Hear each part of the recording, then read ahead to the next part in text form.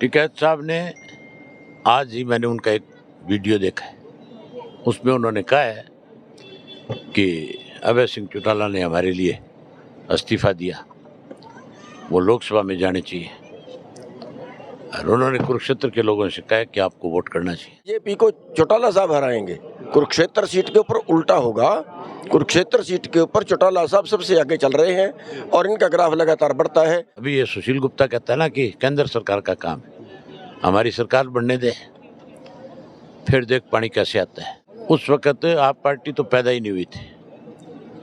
उसको कहो कि सोच समझ करके किसी बात का जवाब दो। ये जो भाषा बोलते हो, जो कहते हो, जो तुम ये दिखाना चाहते हो कि तुम बड़े राजनीतिक आदमी हो, अभी पैदा ही नहीं हुए थे राजनीति में, ये उससे पहले के मामले हैं। गुप्ता जी को वोट डाले, दोनों सांसद रह चुके हैं, अब तक उन्होंने कोई आवाज नहीं उठाई, तो आगे उनसे क्या उम्मीद करें कोई आवाज उठाए? किसान की अनदेखी कांग्रेस ने करी, किसान को सबसे ज्यादा प्रताड़ित अगर किया तो भाजपा ने किया। दोस्तों नमस्कार, मैं हूं सुरेंद्र नैन और भारत पोस्ट पर लगातार जो चुनावी यात्रा है वो हम आपको दिखा रहे हैं। इस वक्त मेरे साथ भारतीय किसान यूनियन के राष्ट्रीय अध्यक्ष गुरनाम सिंह चरोनी जी हैं। सर, जिस तरीके से, क्योंकि बड़ा जो किसान आंदोलन चला, आपकी बड़ी अहम भूमिका थी, और जिस तरीके से हम कुरुक्षेत्र लोकसभा के शाहबाद गाँव में हैं और शाहबाद के हल्के में है, जिस तरीके से अभय सिंह के साथ प्रचार करें, कैसे देखते हैं? देखिए, हमने किसान यूनियन की तरफ से, संयुक्त संघर्ष पार्टी की तरफ से इनेलो का समर्थन किया है कुरुक्षेत्र सीट पे। उसका मतलब ये है कि किसानों की आवाज़ बुलंद हो कि किसान भी कुछ है। क्यों जिंदल को वोट डालें, क्यों दूसरे गुप्ता जी को वोट डालें? दोनों सांसद रह चुके हैं, अब तक उन्होंने कोई आवाज़ नहीं उठाई, तो आगे उनसे क्या उम्मीद करें कोई आवाज़ उठाएंगे? कांग्रेस की बात करो, इंडिया अलायंस के उम्मीदवार है, वो कह रहे हैं कि एमएसपी की गारंटी दे रहे हैं कि सरकार बनती बनाएंगे। पहले दे दी उन्होंने। 2014 तक उनका राज रहा है, तो क्या उन्होंने एमएसपी दे दिया था? नहीं दिया। 2000 से 2015 तक का आंकड़ा है कि 45 लाख करोड़ रुपया किसानों को एमएसपी से कम मिला है। एक लोगों को ये भी मैसेज है कि अगर बीजेपी को कोई हरा दे कांग्रेस, इस पर भी आप बात कर रहे थे। नहीं, बीजेपी को चौटाला साहब हराएंगे। कुरुक्षेत्र सीट के ऊपर उल्टा होगा। कुरुक्षेत्र सीट के ऊपर चौटाला साहब सबसे आगे चल रहे हैं और इनका ग्राफ लगातार बढ़ता है। पूरा जो कुरुक्षेत्र का किसान है वो इनके साथ में खड़ गया। बिल्कुल, जैसा इन्होंने कहा कि कुरुक्षेत्र का जो किसान है वो अभय सिंह चौटाला के साथ है, ऐसा गुरनाम चरोनी का कहना। और जिस तरीके से शाहबाद हल्के में अभय सिंह चौटाला ने जो है कहीं के संबोधित किया, सर, जिस तरीके से 3-4 दिन बचे हैं और खासकर जैसा चरोनी ने बताया कि कहीं यहाँ के किसान आपके साथ हैं।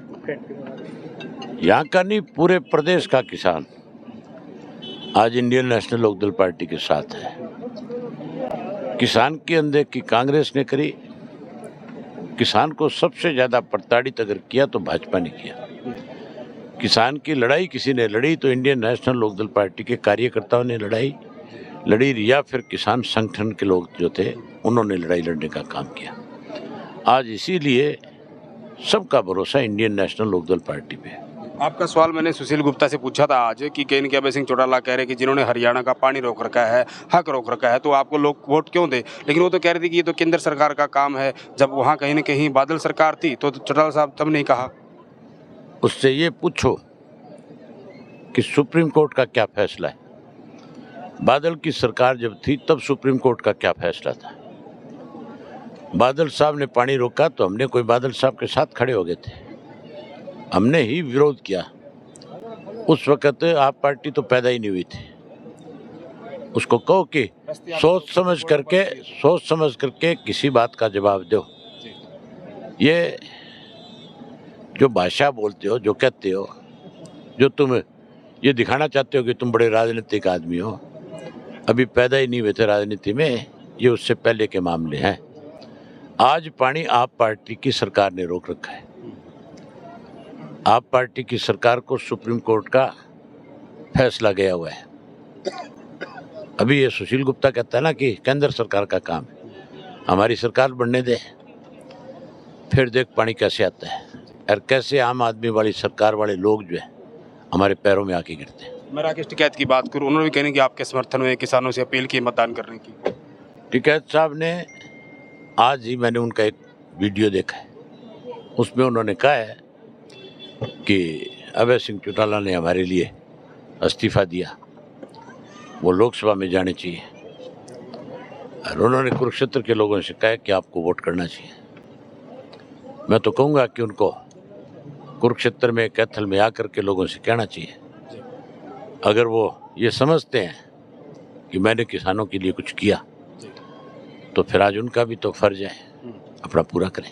बिल्कुल, शुक्रिया सर बातचीत के लिए। तो ये थे चौधरी अभय सिंह चौटाला, जिन्होंने चाहे हम राकेश टिकैत की बात करें या फिर कहीं ना कहीं गुरनाम सिंह चिरूनी की बात करें, जिस तरीके से कहीं ना कहीं किसानों ने इनको कहीं ना कहीं अपना समर्थन दिया, और जिस तरीके से अभय सिंह चौटाला का कहना है कि जैसे मैंने किसानों के लिए जो कहीं ना कहीं त्याग पत्र दिया था, किसान भी अब उसी तरीके से मेरे साथ खड़े हैं। और इन्होंने ऐसा भी कहा है कि हो सकता है राकेश टिकैत कुरुक्षेत्र लोकसभा में आके लोगों से अपील भी करें कि वो अभय सिंह चौटाला के पक्ष में मतदान करें।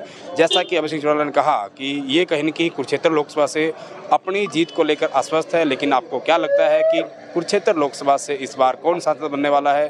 कमेंट करके अपनी प्रतिक्रिया जरूर दें।